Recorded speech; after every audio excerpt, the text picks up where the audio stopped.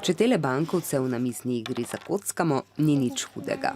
V igri je samo zato, da se zabavamo z njim. V resničnem življenju pa je neka vrednost, s katero se dejansko preživljaš in živiš. Tudi nekateri med vami že upravljate določene vsote.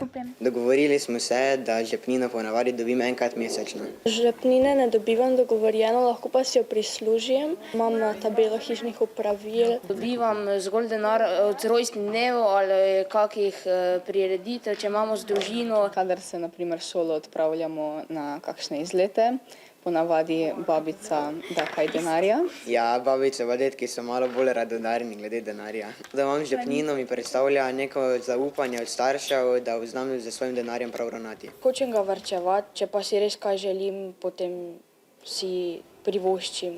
Starši niso vedno navdušeni, da si kupujem videoigre. Sem si želela kupiti ene čevlje, ki so stali več kot 100 evrov. In moja mama mi je rekla, da ni vredno.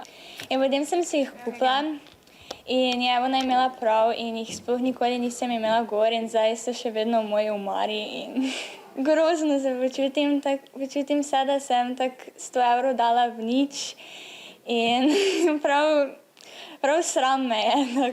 Vsaka šola nekaj stane. Iza je zdaj z denarjem bolj previdna. Zdaj pa, če res razmišljam, če hočem to stvar.